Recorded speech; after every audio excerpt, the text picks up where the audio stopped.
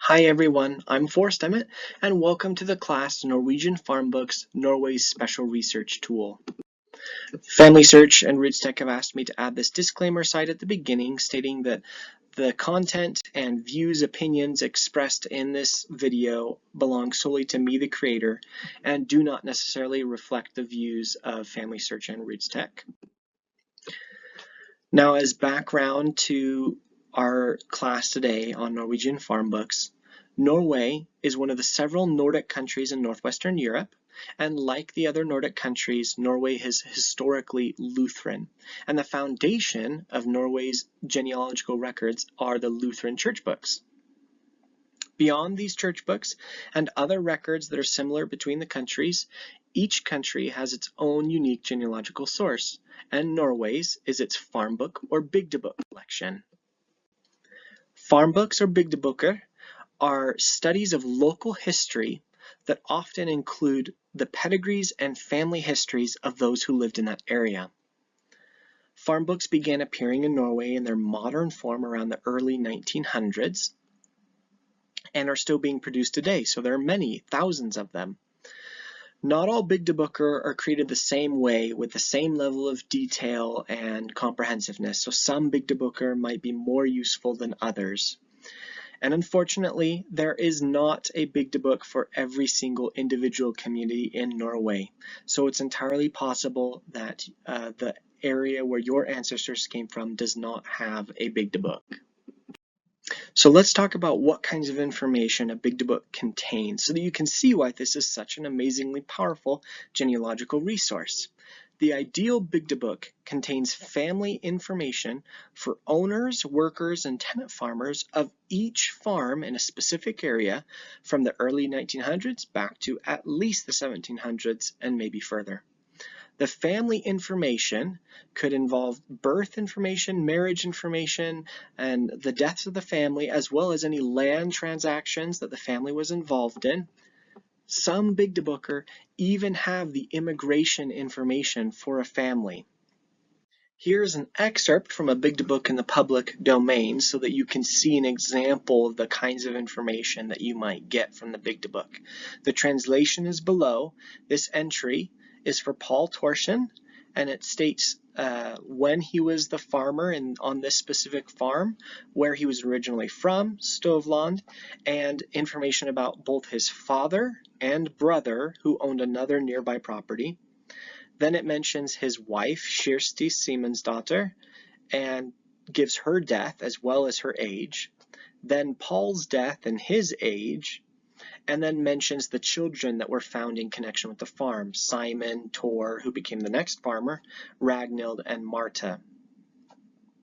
So we can get a wealth of information from a Bygdebok entry about the family, and it becomes particularly valuable if you are trying to expand the family line and trying to information. So if you only knew information about Paul, his wife, and his children, this helps provide a clue towards his father and a sibling.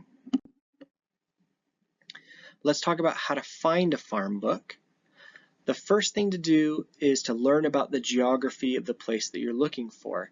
This class will not involve a demonstration of how to find a hometown if you don't already know that information. I'm assuming in this class that you already have the name of the place where your ancestors came from. There is a video on the FamilySearch Learning Center that talks about how to find a hometown, and you can go and watch that video if that's the level you're at. But the first thing to take note of is the name of the parish, which is the key to finding a Bygdebok. You should also pay attention to the clerical district that the parish is in, as well as the county, and any nearby cities, villages, geographical features like mountains and valleys, as well as general cultural regions, because sometimes the Bygdebok is not named for the community that it's about, but rather the region, like the valley that the community is in. If you know the name of the parish where your ancestors came from, you can use the FamilySearch catalog to look up books. You can use the FamilySearch wiki, and there are also several other online lists. With the catalog, This is an example of my ancestors. I know my ancestors came from the Ness Parish in Akershus County.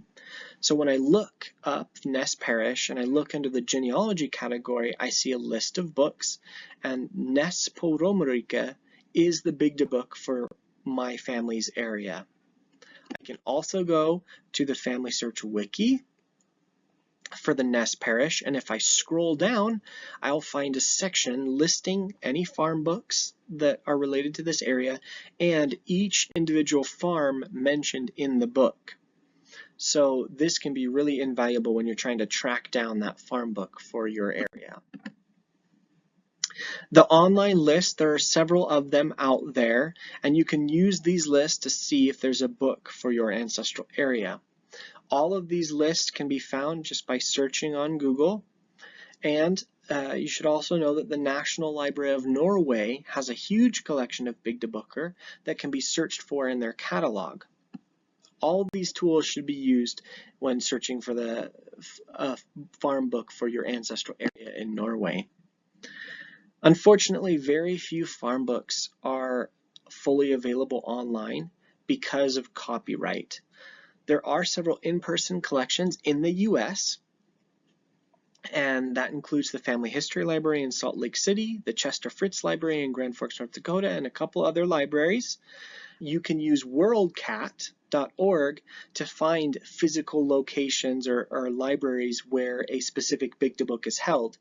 And you can check your local library to see if there's an interlibrary loan process that they do, and in which case you may be able to order that book to your local library. Otherwise, if copyright allows, the National Library will have a free digitized copy of the Bygdebok. Unfortunately, most farm books are still in copyright and are restricted to Norwegian IP addresses, meaning that you can only view farm books that are still in copyright if you have a Norwegian IP address. Now to the main section of this class, which is how to interpret and use a Bygdebok. The first goal when looking at a Bygdebok is finding a farm that your ancestors lived on. The table of contents or inhold at the beginning or end of the book should have this information.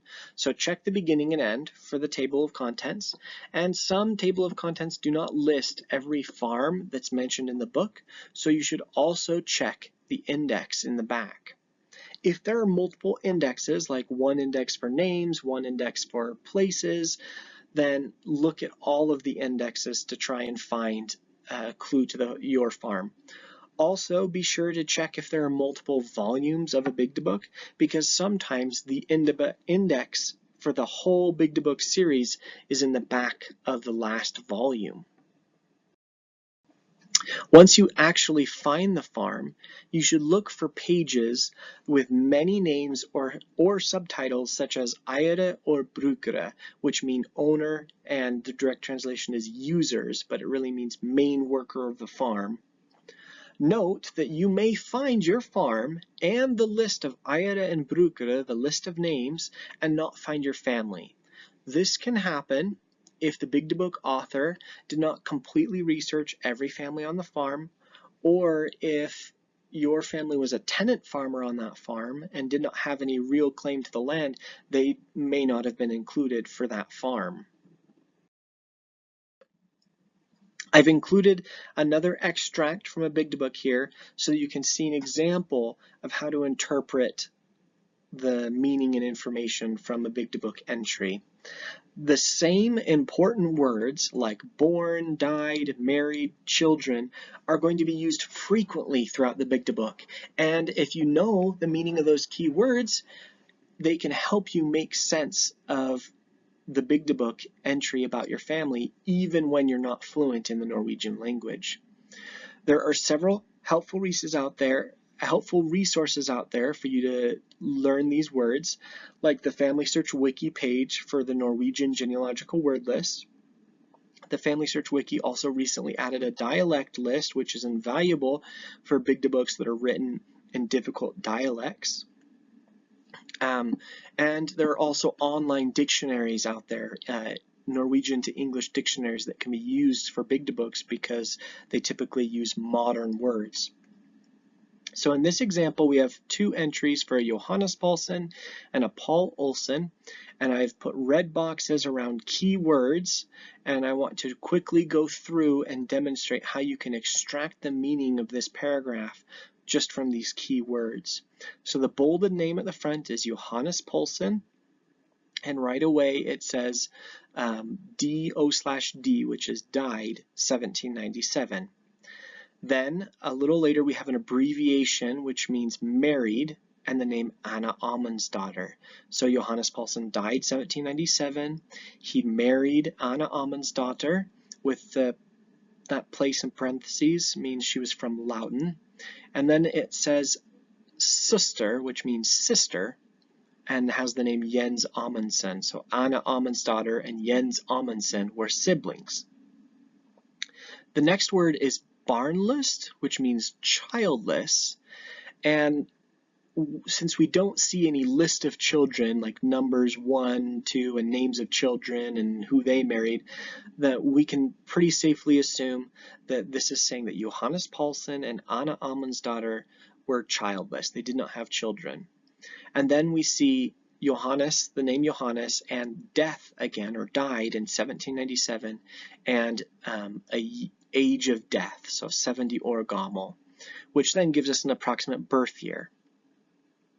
In the next entry, it has Paul Olsen bolded, and the first word that's boxed is sister son, which means sister's son or nephew, and then it has an abbreviation at the end of that sentence, which means born about. So again, if we know that Johannes and Anna are childless, it makes sense that Paul Olsen is listed next, a nephew of Johannes, or Johannes's sister's child. After, in that third sentence, we see the word hustru, which means wife, and Kari Tronsdatter is the name after that, with the word born and a place name. So Paul Olsen married Kari Tronsdatter, who was born in this place that's listed right after the word born. And then we see the word barn at the end of that line. At the number 2, barn, which means children. And after that, we see the name Anna and the word died again, and those are not boxed. And then another not boxed name, Johannes. And then at the very end, another key word that can help us extract the meaning is sonnen, or the son, Johannes Paulsen. Now, this is not referring to the first Johannes Paulsen, but is saying that Johannes Paulsen had a nephew, Paul, and his nephew Paul had a son named Johannes Paulsen, and that's where you get the patronymics of the Nordic countries that can trip people up sometimes. So anyways, with these keywords, we can start to understand the information that is being shared with us about the family. Now you saw a couple abbreviations in that example. If you see an abbreviation, that means it's a word that's going to be used often in that Bygdebok. So my policy is before I dig into a Bygdebok, I look up the abbreviations list and figure out as many of them as I can. And then when I'm actually trying to interpret and understand what it's saying about my family, I already know those abbreviations. One more thing about this excerpt. And I mentioned it briefly, that Anna Amundsdatter has Lauten in parentheses after her name, and then later we have a place Nordby, which is in parentheses. Now this doesn't always happen, but the authors will sometimes cross-reference their places where an individual is mentioned. So Anna Amundsdatter was from Lauten, and the fact that that place was put in parentheses likely indicates that Lauten is a farm written about either in this Bygdebok or another volume of this Bygdebok. And we can go to that farm and probably find Anna Amundsdatter and her family. Places that don't have parentheses around them can absolutely still be a cross-reference place, so a place that you need to go find in the Bygdebok somewhere. But this is one tip for paying attention, and if you are able to pay attention and follow the chain of places in a Bygdebok, it can yield dividends of information about not just the family, but also the extended family. And you may look in a Bygdebok and see that the information they're giving about your direct ancestor you already know, but the real treasure of the farm book is the information about the extended family, telling you aunts and uncles and grandparents and all the like back to 1700s. And so here are some other things to know about Bygdeboks before we go. So the names in farm books may be slightly changed, might have slightly changed spelling based on either dialect or geography from the actual records that you find for the family. For example, a Bygdebok may spell the name Paul, P-O-U-L, while the records that you have record it as P-A with an O above it, L, Paul. The book may spell a surname as Christofferson with C and a PH, while the records have it with a K and two Fs. It's important to learn the name variations in the Norwegian language so that you do not miss the person you're looking for because of a spelling difference. Another thing to know is that a farm book is a human work, therefore there are errors with dates and places occasionally. So don't be surprised if you see that. Also, if your family was one of the families that moved into the city early on and lived there for several generations, then Bygdebøker might not actually be that helpful to you because farm books do not typically include family information about a city. Last, the good news for all those out there who do not have a Bygdebok for their ancestral area yet, these are still being made. Every year they're coming out with more. So check back every once in a while to see if a new Bygdebok has been made for the area where your ancestors came from, and use all the tools that we talked about to find those Bygdeboks.